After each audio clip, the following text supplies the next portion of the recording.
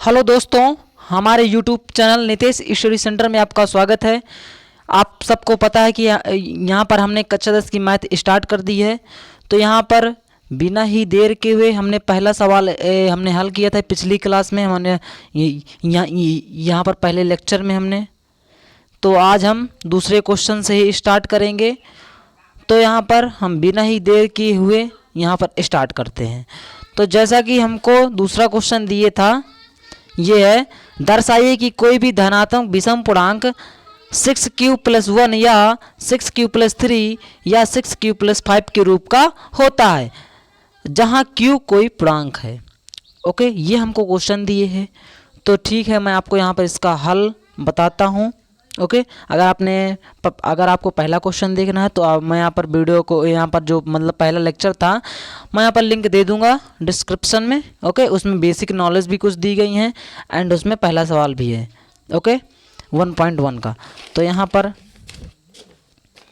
ये Nitesh study centre को अभी तक आपने चैनल को सब्सक्राइब ना किया हो तो सब्सक्राइब कर लें। ओके, सब्सक्राइब कर लीजिए। ओके, क्योंकि अब आपको स्टडी रिलेटेड वीडियो आपको मिलेंगे कक्षा 10 के। यहाँ पर देखिए मैथ एक्सरसाइज 1.1। ओके, यहाँ पर मैं आपको बता दूँ, हमारा यहाँ पर सवाल दिए था कोई धनात्मक विषम पूर्णांक। यहाँ पर हमारे जो यानी पूर्णांक कहाँ से होते हैं, माइनस इनफाइनाइट से प्लस इनफाइनाइट तक होते हैं हमारे पूर्णांक। ओके, और यहाँ पर धनात्मक और ऋणात्मक पूर्णांक होते हैं। तो हमको धनात्मक विषम पूर्णांक की बात की गई है। ओके, तो यहाँ पर अगर कहना चाहूँ तो सबसे पहले आपको लिखना है, माना ए एक धनात्मक विषम पूर्णांक है जहाँ b बराबर 6 और एक कंडीशन यहाँ पर होगी, a का जो मान है यानी जो b का मान बड़ा है a से। ओके, और a हमारा 6 है, सॉरी b हमारा 6 है। ओके, b का मान हमारा बड़ा रहेगा इससे, a से।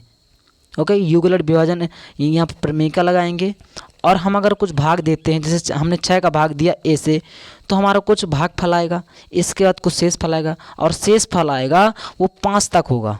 ओके, 0 1 2 3 4 5। ओके, आप समझ गएंगे।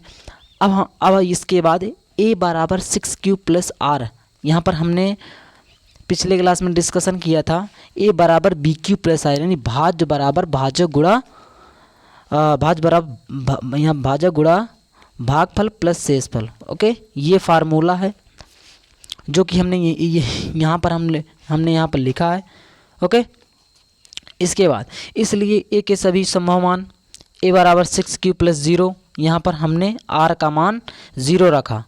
r का मान जब हमने 0 रखा तो यहाँ पर 2 गुणा 3q हम इसको लिख सकते हैं। ओके, इसके बाद हमने 1 रखा तो 6q+1, 6q+2 हमने जब 2 को रखा, यहाँ r का मान यहाँ पर रखा, तो हम इसको इस प्रकार लिख सकते हैं, 6 को इस प्रकार लिख सकते हैं 2 गुणा 3q यानी 3 दूनी 6q।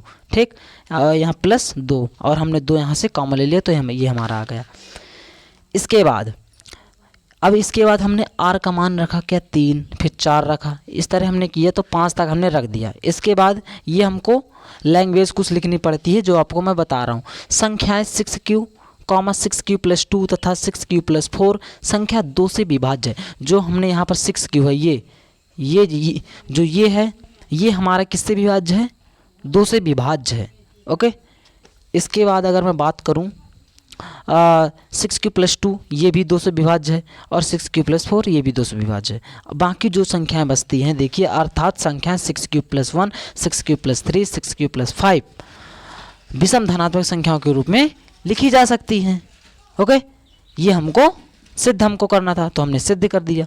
ओके, अब यहाँ पर हम दूसरे क्वेश्चन की ओर चलते हैं। तो मैं आपको बताता हूँ अभी दूसरा क्वेश्चन, और ये हमने मैथ स्टार्ट कर दी है तो ये वीडियो को शेयर करें। ओके, और यहाँ पर हमारा दूसरा क्वेश्चन था, किसी परेड में, ये तीसरा क्वेश्चन है, किसी परेड में 616 सदस्यों वाली एक सेना आर्मी की टुकड़ी को 32 सदस्यों वाले एक आर्मी बैंड के पीछे मार्च करना है। दोनों समूह को समान संख्या वाले स्तंभों में मार्च करना है। उन स्तंभों की अधिकतम संख्या क्या है जिसमें वे मार्च कर सकें? ठीक, ये हमको क्वेश्चन दिया है। अगर मैं बात करूं इस क्वेश्चन की, यहाँ पर हमको अगर सिंपल सी बात करूं तो इसमें HCF हमको निकालना है। ओके, तो हम बिना ही देर के चलो निकालते हैं। आपको स्क्रीन पर वैसे भी क्वेश्चन दिख रहा होगा। और अगर मैं बात करूं, हमको HCF निकालना है इसका। तो सबसे पहले अगर देखूं तो 616 का HCF आप वैसे निकाल लेते होंगे अगर देखा जाए। ये तो कॉमन चीज़ है क्योंकि आप कक्षा 10 में पढ़ रहे हैं। ओके, यहाँ पर अगर मैं बात करूँ तो 2 से इसको डिवाइड करेंगे सीधा ही, तो कितना आएगा। अगर बात की जाए तो यहाँ पर हमारा 308, इसके बाद 2 से करेंगे तो 154, 2 से करेंगे तो 170 आएगा इधर। इसके बाद 7 से कर देते हैं तो 11 बचेगा, 11 से कर देंगे 1। ठीक, इसके बाद हम 32 का करेंगे। थोड़ा क्वेश्चन में लिख दूँ, क्वेश्चन नंबर कौन सा है ये, तीसरा नंबर। ओके, इसके बाद 32 करेंगे तो 16, 8, 2 चौको 8, 2 दूनी 4, 2 कम 2। ओके, यहाँ पर इसके बाद अगर बात करूँ तो आपको यहाँ पर HCF निकालना आता होगा। तो जैसे मैं 616 लिख लेता हूँ। 616 के हमारे यहाँ पर क्या है, यहाँ फैक्टर 2 गुणा 2, 2 गुणा 7 गुणा 11, ये हमारा फैक्टर आया। और हम 32 के मैं लिख लेता हूँ।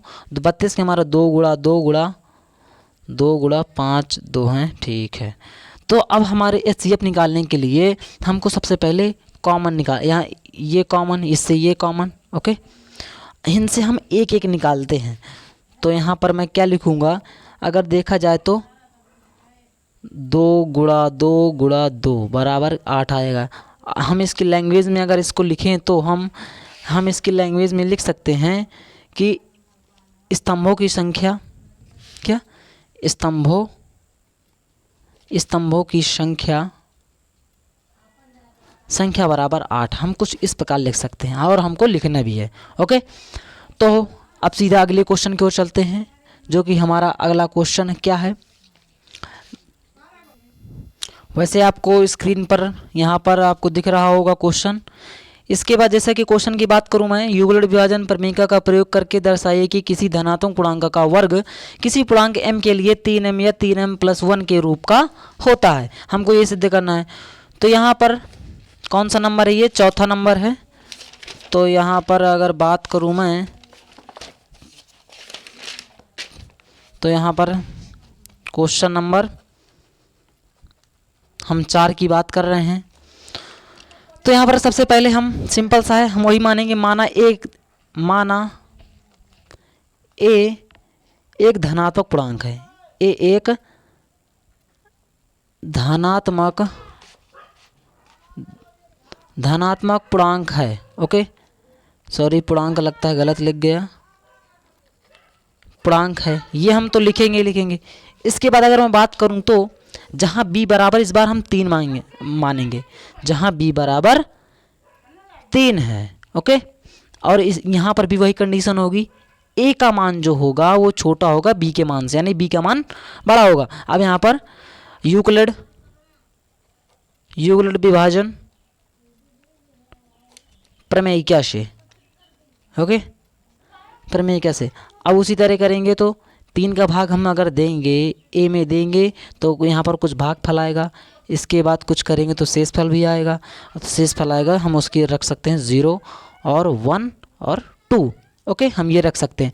इसके बाद अगर मैं बात करूँ तो वही a बराबर BQ प्लस R। ओके, और अगर यहाँ पर अगर बात की जाए, अभी एक और कंडीशन दी होती है यहाँ पर 0। यहाँ पर मैं इस कंडीशन का मतलब भी बता रहा हूँ। यहाँ पर b है, b की जगह हम 3 रख रहे हैं। इसमें ये है कि r का मान बड़ा हो सकता है 0 से, r का मान बड़ा हो सकता है 0 से और बराबर भी हो सकता है। ठीक, इसमें ये है। और अगर बात की जाए तो यहाँ पर r का मान छोटा है 3 से। ओके, यानी 3 बड़ा है r से, आप समझ गए होंगे। इसके बाद अगर देखा जाए तो a के सभी संभव मान, ए के सभी संभव मान हम निकालेंगे। ए के सभी संभव मान में अगर बात की जाए तो यहाँ पर अगर ए बराबर 3q प्लस आर का मान 0 रखेंगे तो 0 आ जाएगा। तो ए बराबर 3q आ गया, यहाँ पर सॉरी 3 लिख लेंगे, 3q। ओके, अब अगर यहाँ पर ए के मान हमको कितने निकालने थे, 3 हमारे आएंगे। तो ए बराबर भी 3q प्लस 1 और एक आएगा 3q प्लस 2। ओके, ये आएगा हमारा। अगर इसके बाद देखा जाए तो चरण फर्स्ट में हम ये वाला लेंगे पार्ट, यानी केस नंबर फर्स्ट में देखा जाए तो ए बराबर 3q। हमको क्या करना है, अब दोनों पक्षों पर वर्क करना है। ओके, अब हम दोनों पक्षों पर वर्क करेंगे। दोनों पक्षों पर वर्क करने पर वर्क क्यों कर रहे हैं मैं आपको बता रहा हूँ। यहाँ पर हमको देखिए क्वेश्चन में क्या दिए था, अगर क्वेश्चन की बात की जाए तो यहाँ पर देखिए पूर्णांक का वर्ग, इसलिए हम वर्ग कर रहे हैं। ओके, या भी आपको डाउट रहा होगा कि वर्ग क्यों कर रहे हैं, तो वर्ग इसलिए कर रहे हैं क्योंकि पूर्णांक का वर्ग यहाँ पर बात हो रहा था, इसलिए हम वर्ग कर रहे हैं। ओके, अगर इसके बाद वर्ग करेंगे तो ए स्क्वायर बराबर 3q का वर्ग, तो ए स्क्वायर इज इक्वल यहाँ पर आएगा 9q स्क्वायर। हम इसको क्या लिख सकते हैं, 3 गुणा 3q स्क्वायर लिख सकते हैं, और ए स्क्वायर बराबर 3m। अब 3m कैसे आया आप सोच रहे होंगे, तो अगर बात की जाए तो यहाँ पर चूंकि m बराबर 3q स्क्वायर, जहाँ m एक पूर्णांक है। ओके, जहाँ m एक पूर्णांक है, ये हमने यहाँ पर इसको m मान लिया पूरा। ओके, हमने इसको m मान लिया। इसके बाद अगर बात की जाए तो हम चरण सेकंड लेंगे। हमको सिद्ध करना था 3m या 3m प्लस 1 के रूप का होता है। ओके, तो हमारा ये तो एक सिद्ध हो गया। अब दूसरा सिद्ध करके देखते हैं। तो यहाँ पर दूसरे चरण में क्या था, a बराबर 3q प्लस 1। ओके, इसका वर्ग करेंगे, यानी वर्ग करने पर इसका वर्ग करने पर करेंगे तो ए स्क्वायर बराबर 3q प्लस 1 का होल ऑफ स्क्वायर। तो ए स्क्वायर बराबर यहाँ पर कुछ इस प्रकार आएगा 9q square plus 1 plus 6q। आप इसको कर लीजिएगा, यही आएगा। इसके बाद अगर बात की जाए तो यहाँ पर अगर हम सेट से लिख दें, अगर इसको सेट अगर अच्छे से प्रकार से, तो q square 6q plus 1। Okay, हमने ये लिख दिया है। अगर इसके बाद बात की जाए तो उसमें हम 3 कॉमन ले सकते हैं, तो 3q स्क्वायर प्लस 2q, बाकी 1 को बाहर रखते हैं क्योंकि हमने q में लिया है। इसके बाद अगर 3m प्लस 1, ओके, ए स्क्वायर, हम यहाँ पर m क्यों लिख दिया उसको, क्योंकि m बराबर 3q स्क्वायर प्लस 2q, हम जहाँ m एक पूर्णांक है। ओके, m एक पूर्णांक है। अगर यहाँ पर अब हमारा सिद्ध हो चुका है, 2 हमने पॉइंट हमने सिद्ध कर चुके हैं। हमको अब तीसरी r बराबर 2 हम अब इसलिए नहीं ले रहे हैं क्योंकि हम क्वेश्चन में 3m या 3m प्लस 1 को कहा था, तो हमने कर दिया है। ओके, अब जो अगला हमारा 5वां क्वेश्चन है मैं अगले उसमें बताऊँगा। ओके, तो अगर आपको वीडियो पसंद है तो वीडियो को लाइक करें, ना हमारे चैनल नीति स्टडी सेंटर को सब्सक्राइब करें, क्योंकि अब आपको क्लास 10 की मैथ स्टार्ट हो चुकी है। Okay, thank you.